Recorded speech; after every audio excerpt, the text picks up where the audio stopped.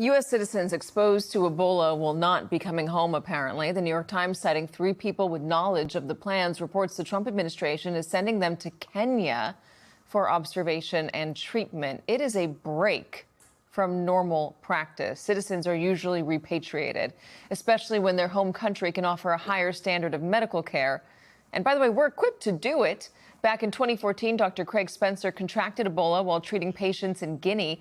He was in intensive care in Bellevue Hospital right here in New York City for 19 days. Other Americans were evacuated to places like Omaha, Nebraska, and treated in specialized U.S. facilities with advanced ICU care and isolation rooms. Dr. Spencer survived, and he's now telling the Times that the U.S. is abdicating its responsibility to protect American citizens. Right now, roughly 1,000 people have been infected with Ebola in Congo, an outbreak that has killed more than 200 people in just 11 days. It is the 3rd largest outbreak right now so far on record. The Trump administration has sent 1 American doctor with symptoms to Germany and monitored 6 other Americans in Germany and the Czech Republic. The original plan was to monitor high-risk Americans in Kenya while transferring anyone who developed symptoms to Europe for treatment. But now dozens of U.S. Public Health Service officers are reportedly being trained to deploy to Kenya to provide treatment there. Here is how Secretary of State Marco Rubio explained the new policy today during a cabinet meeting at the White House. The #1 priority of our foreign policy is to protect the American people. We cannot and will not allow any cases of Ebola to enter the United States. So we've surged assistance to make sure that is being contained there.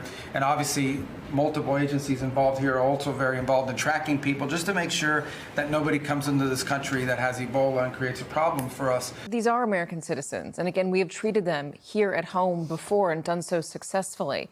MS Now senior medical analyst and critical care physician with the U.S. Air Force Reserves, Dr. Vin Gupta, says Kenya, while better than Congo, is not the U.S. He says it lacks the same level of critical care infrastructure and warned Ebola can turn rapidly and unpredictably.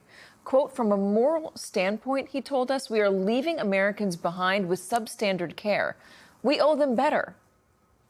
This comes, by the way, as the U.S. has already arguably made it easier for Ebola to spread, cutting U.S. aid and the very systems designed to stop outbreaks before they get out of control, like laboratories, medical supply distribution, and disease surveillance in places like Eastern Congo.